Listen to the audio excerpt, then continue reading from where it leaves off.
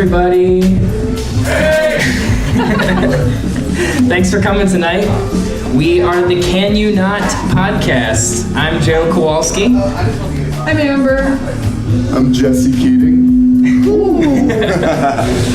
I'm a local filmmaker. I do independent films. And Amber, what do you do? I don't know. I watch Netflix. And I don't. Anyway, we're a podcast that broadcasts out of Cleveland.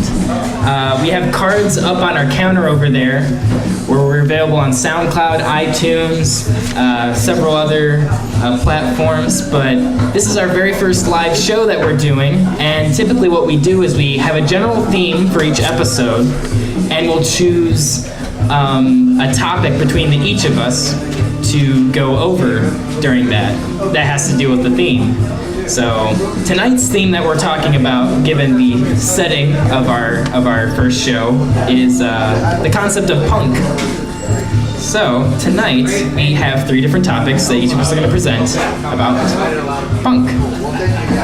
And we also have our Twitter handles in front of us. If you would like to tweet us during the show, we'll try to interact and read your tweets as though we are interacting live with you, which we are.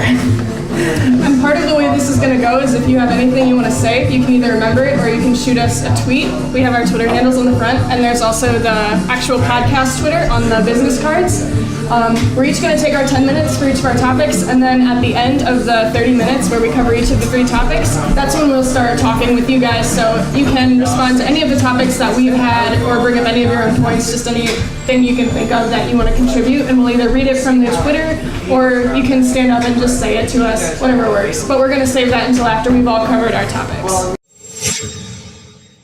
First of all, while he's setting that up, I would like to thank Now That's Class for hosting us tonight.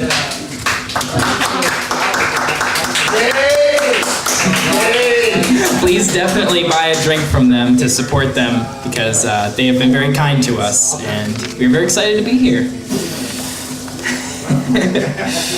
All right, so I guess... Me too. All right, so I guess the topic that I want to talk about is what is punk's place in 2016? Because, here's a movement that has started about 40 years ago now, depending on who you ask, anywhere between 74 and 76.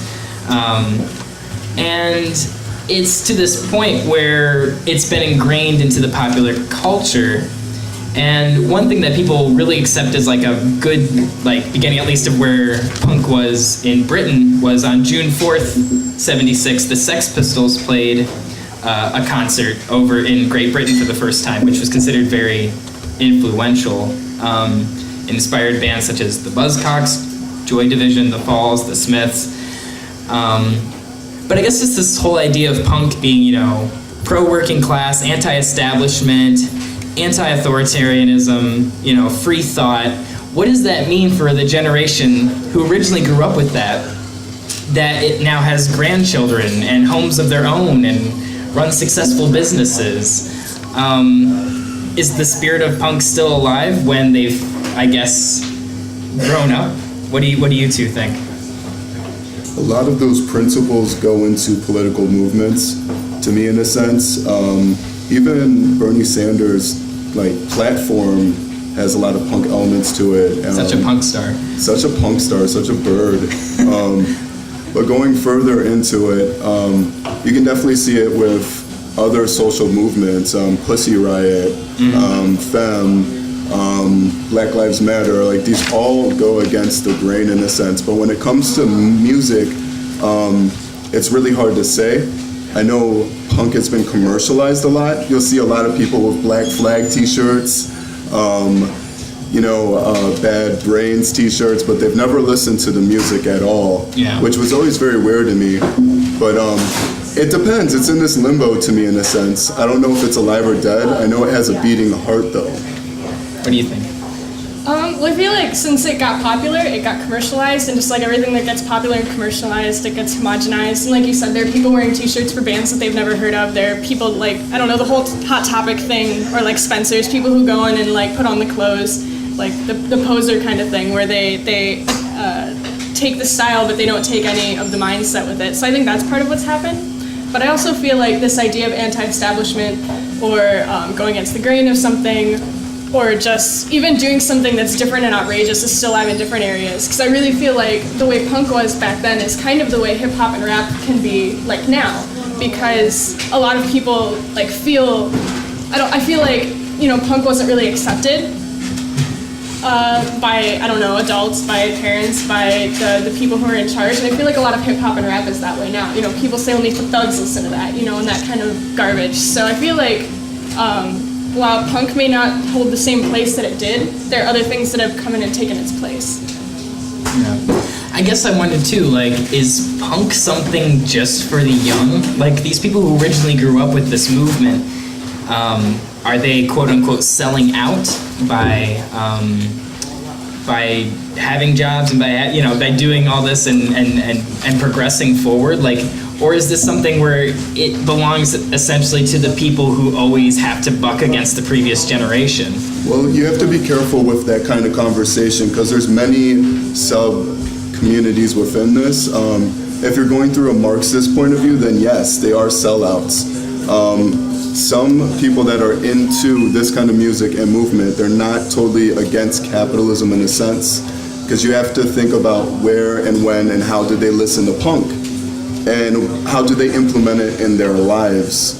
So it's a slippery slope going into that type of arguments. Right. And especially since punk isn't just a liberal thing. Like, there's conservative punk music, there's punk music for just about everything you can think of, because it's just people, I don't know, I feel like it's just people who are, they have their views and they're telling you what they are, and they don't care what you think about them, essentially. So I guess selling out depends on what part of punk you're into, because if you're on the liberal side, then obviously that would mean going into capitalist sort of things. But if you're on the more conservative side, I don't know, maybe you vote for Trump, I don't know. Yeah. The other thing too is, I mean, with that, there's fascism, there's anti-fascism. How do you discuss that further? You know what I mean? It's something to divulge and go into. Right. Well, one thing that I was looking at was like how can punk be defined? Like, what is the essential element that doesn't change over time? And one word that I kept on seeing crop up a lot was DIY, do it yourself. John Armstrong of an early punk band called the Modernettes said, "The only real enduring thing from punk rock was do it yourself. You could do anything you wanted to do. It didn't have to subscribe to anybody's doctrine. You could play any kind of music you wanted to play in any way that you wanted." And then there's an author, John Savage, he wrote a book called England's Dreaming, and he said, "Punk was for the marginal and the courageous. Punk's self-starter, do-it-yourself impulse was its most vital consequence, and dissidence was important. Punk is applicable throughout most cultures and situations." So do you think that's it? Like, is it this sort of like freedom that defines what punk inspiration and movement even is? I think starting out, yes. I don't think it was necessarily defined by racial boundaries or sonics even, or song structure. Over time that's changed by ways of digesting music and which communities listen to it and what don't. But I think starting out, definitely. Okay. And I think it's interesting you say, like, what is punk, because as far as music goes, at least, I think I was in high school the first time somebody told me that Green Day was punk music, and I didn't believe them. Because when I thought of punk music, I thought of the Sex Pistols, like I thought of like the Dead Kennedys. Like, I didn't think of Green Day or Blink-182, because those are all the spin-offs. You know, I was down listening, thinking about like things more at the roots. We know you're a hipster, Amber. Listen, I don't even listen to punk music that much.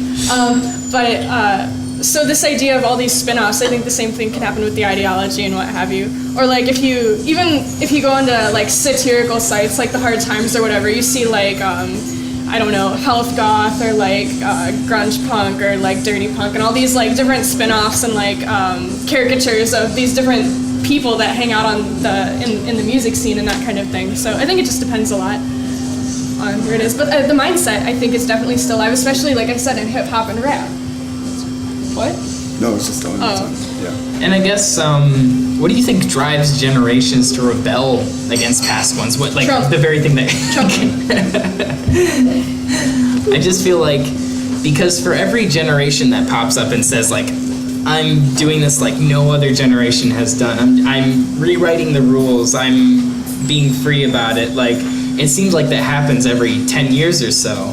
So I guess like, is it just driven in our system to buck against what we're set to do, I guess? I think a big part of the problem is that things don't change. So like, you know, you had all the hippies, and then the punks were like kind of the counter insurgents to them. They were their responses to each other. And they were mad because of wars, they were mad because the environment wasn't being respected, they were mad for all these reasons, and those reasons haven't gone away yet. So when one generation, when their approach doesn't work, the next generation tries to do something else, I think. And then when that doesn't work, the next generation tries to do something else. So we keep, like the young people keep seeing these same problems and saying, okay, well the thing you did didn't work, and now you own the companies that are the problem. So now we have to do something else. So I feel like that's definitely keeping the ideology alive. All right. How much time do we have left in my 10 minutes? 1:40. Oh, okay. Better go with something else. I guess, I just think it was kind of interesting, kind of like we were saying before, you're saying like people wear t-shirts that like they don't even know the original bands. And Girl wearing a Nirvana shirt who doesn't know who Kurt Cobain is. yeah. Or they know like one quote from him. But I've seen original punk t-shirts from the late 70s, early 80s go for thousands of dollars. And there's a market now where there's people creating fake t-shirts from the time, you know, because they're trying to make an extra buck off of it. Like, at least to me, does that seem pretty much hypocritical to the entire idea of what punk even was? I mean, coming from that perspective, it's totally wrong, right? Like, it's capitalistic. It's profiting off of nostalgia rather than authenticity. Yeah. It goes deeper into that issue.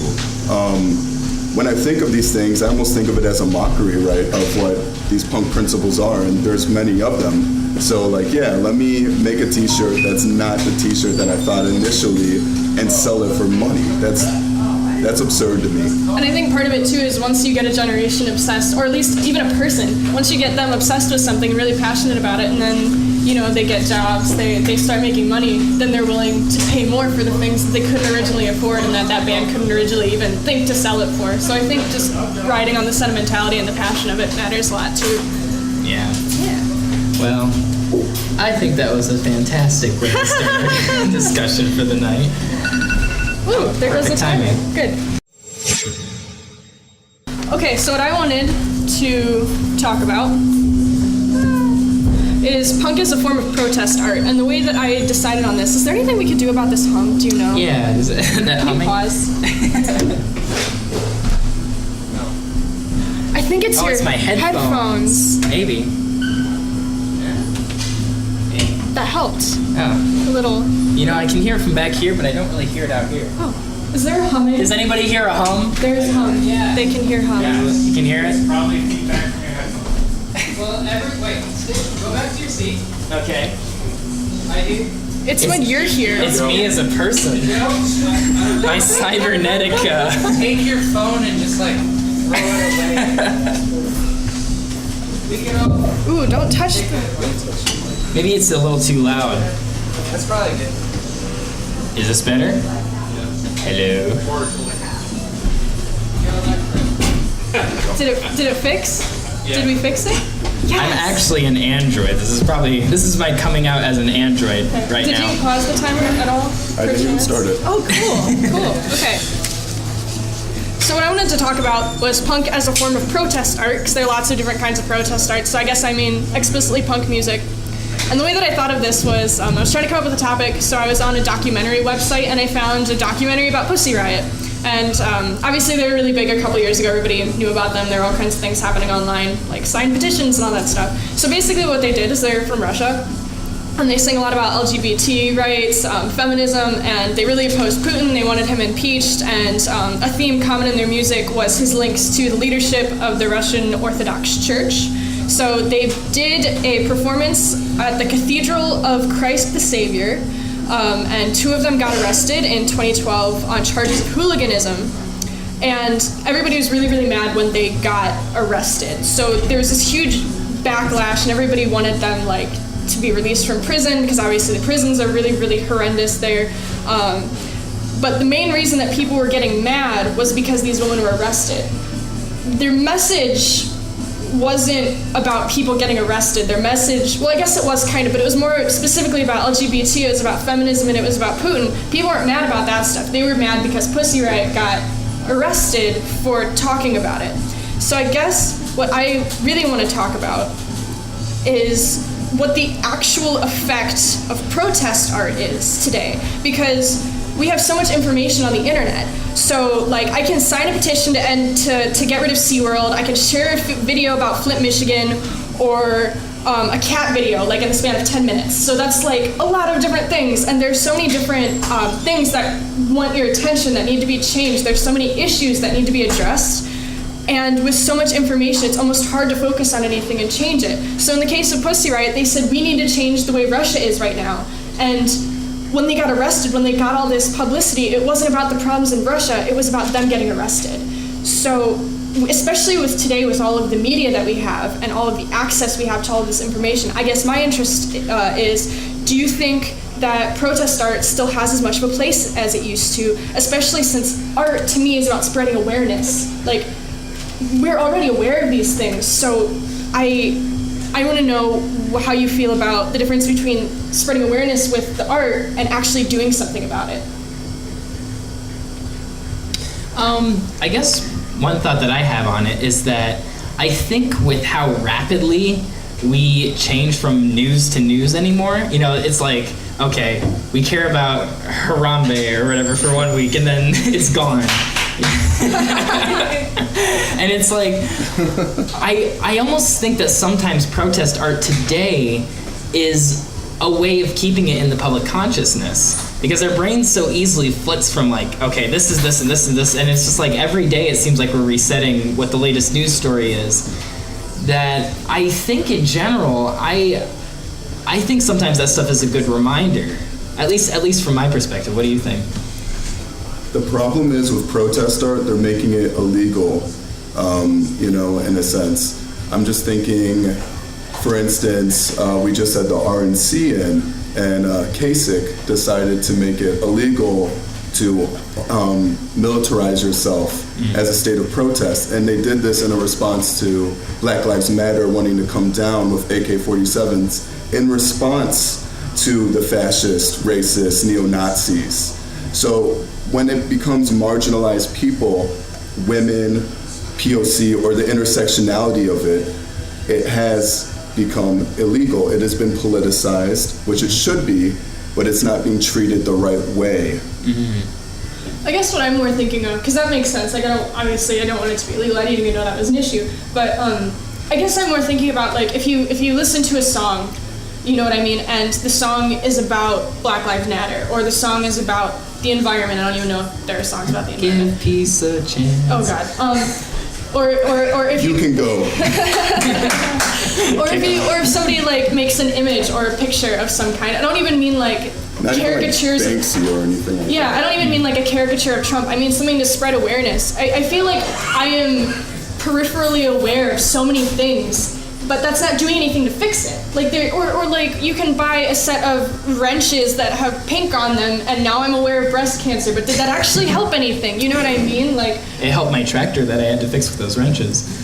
Why did you fix a tractor with wrenches? You can't even open the front door to our apartment, so don't even talk.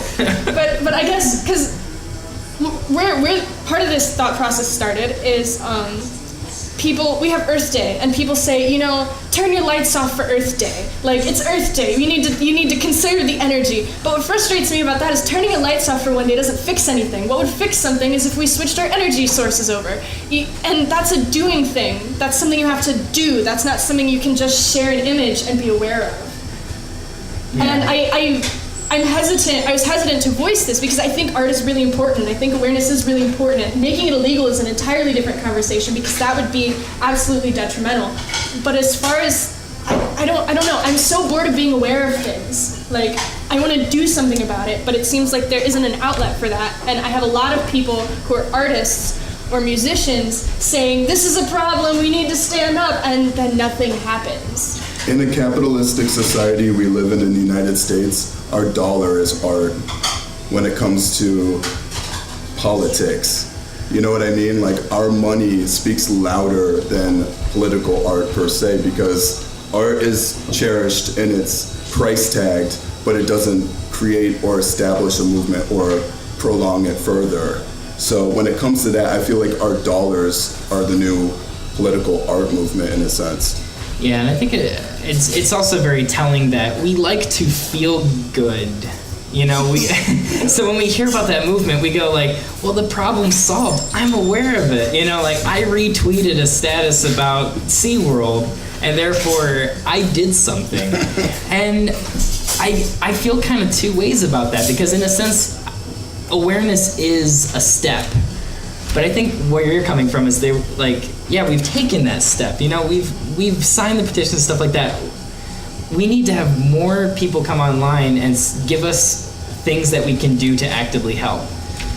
Right? I feel like a big place where this starts, I feel like art is where you begin something. Like, I feel like you start, I don't know, the fight or whatever. You begin your journey by being aware of it. But I feel like a big problem is people stop there. And this isn't to discredit artists who make their living on art. That's totally a viable path. But as far as, at least where I'm coming from, I feel like what really needs to happen is I feel like getting educated and actually going in and doing the thing that you want to do, like finding the thing that you're passionate about changing. And that just doesn't seem to happen, like, ever. You know, I went to a slut walk protest once, and it just felt, I know awareness is important, and I know being legally able to protest is really, really important, but I didn't feel like I was doing anything.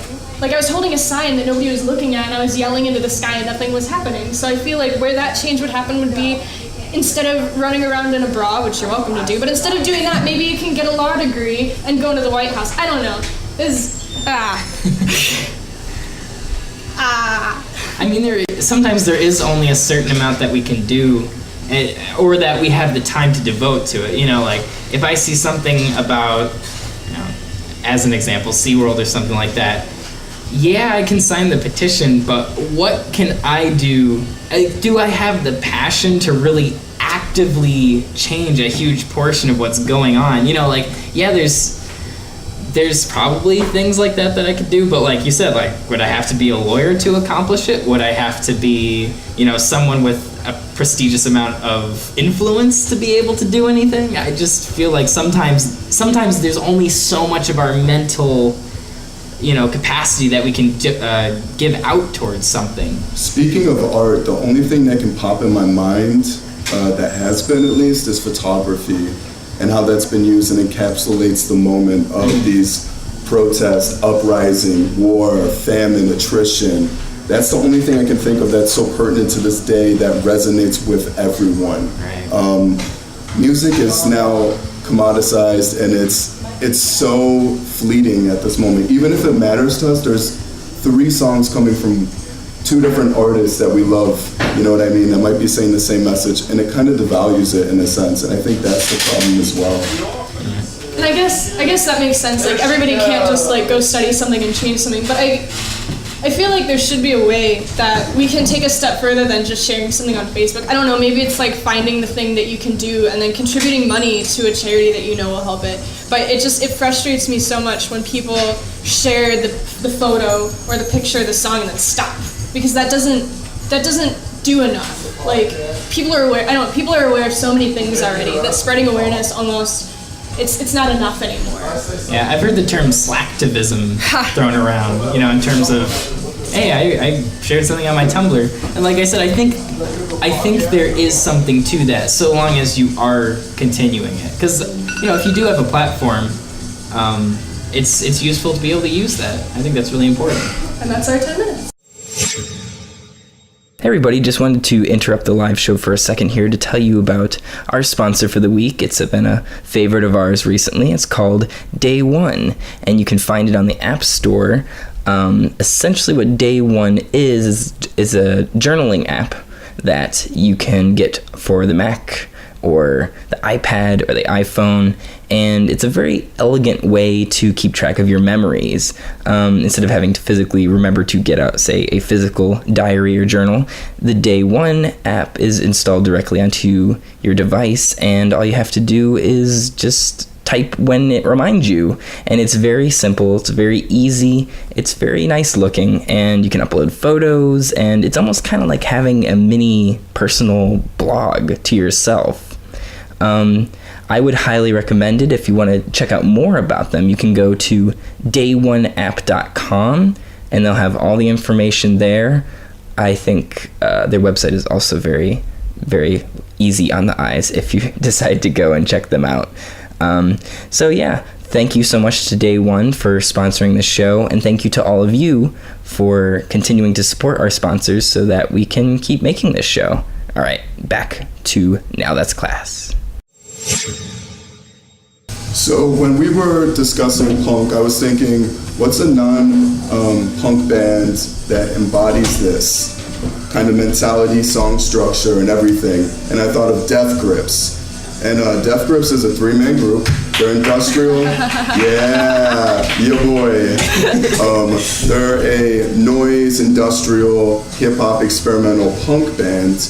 And the thing that's interesting about them is they encapsulate it all and come across genreless. So I found this wonderful article by John McGovern, so I just want to read a little bit of the introduction. So it goes into punk music and a historical narrative. One of the most radical components of punk music was its destruction of the superficial boundaries between white and non-white styles of music. Rock and roll was derivative of blues and jazz, but this influence more often than not was implicit. Punk exposed the connection. It doesn't seem like a coincidence. Then the rise of punk in the late 70s only briefly preceded the rise of hip-hop in the early 80s, and it connects the bridge between the genres itself. Which is total bullshit, because Elvis Presley did that in 1957. You're f***ed, your f***ing thing is f***ed, and you're stupid. I appreciate back and read your history. Hello, you even know who Elvis Presley was? First of all, sir, I was reading from an excerpt. Excerpt of what? Bullshit!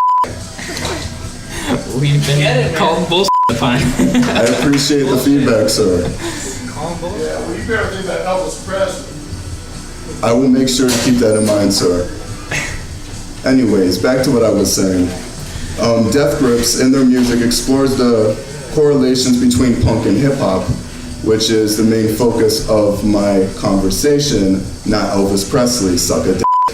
So, overemphasizing the dark side of the music, which was often cliche and often thrown around by music writers in the heyday of punk, however, takes away from the inspiring chaos that the music provides. Their use of Black Flag samples, which I'll play an excerpt of, and their definitive hardcore sound, amongst others, the pioneers of the independent label of the US, they encapsulate all of these genres.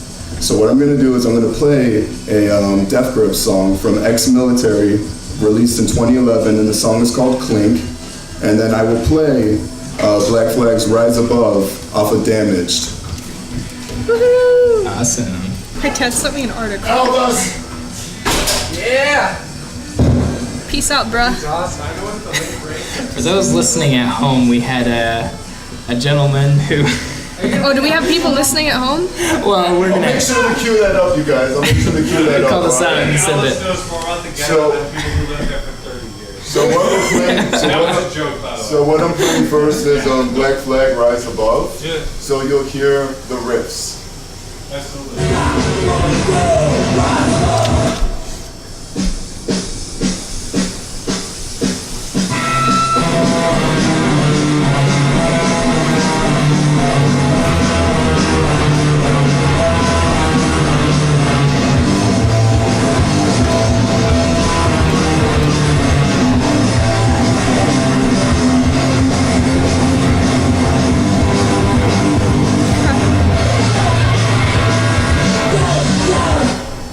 And then the next song I'm going to be playing is Clink by Death Grips. He's a one-man band, that Jesse.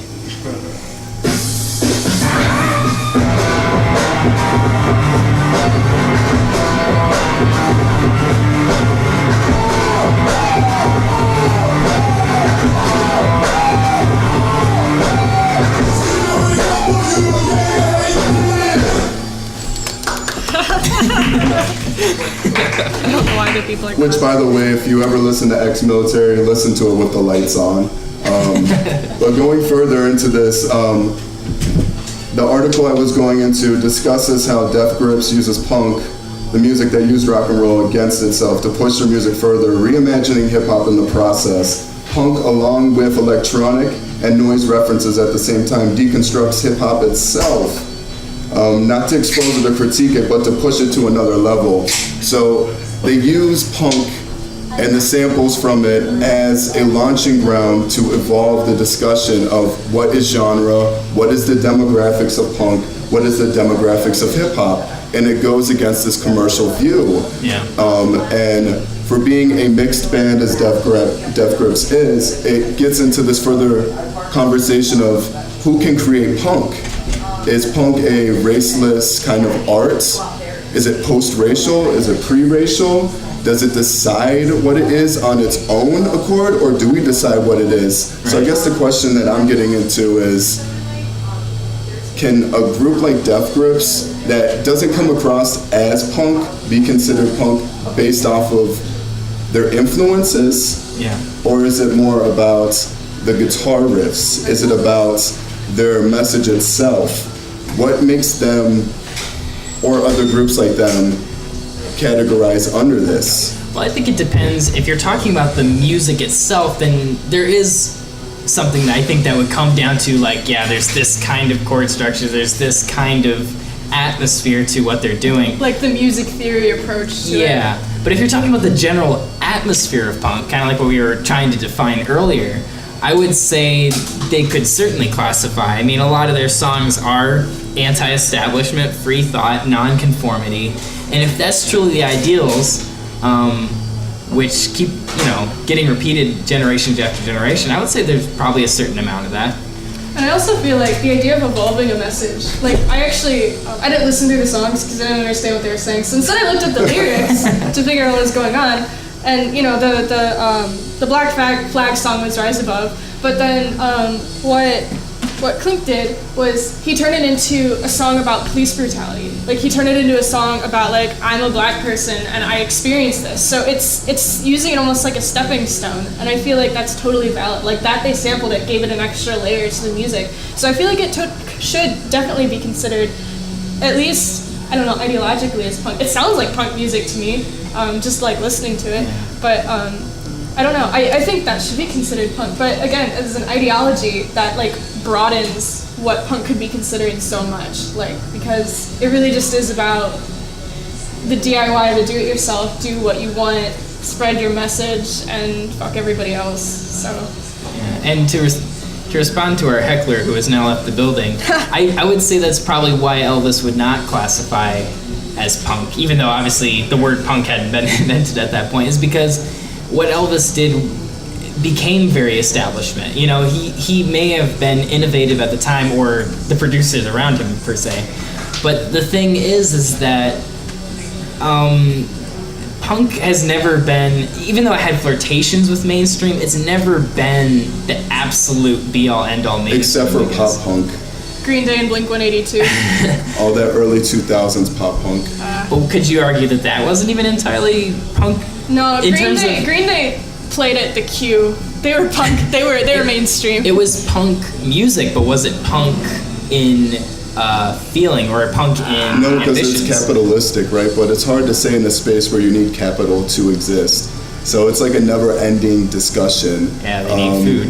And the great thing about Death Grips is, if you ever get a chance, you should listen to Face Melter So good. off of their first LP. Really good. They use Bad Brains' Attitude as a reference track for the last minute and 15 seconds. And once again, it's this whole point of view of what punk is and who can say it and who can't say it and what is the message. And they just evolve it over time and over time.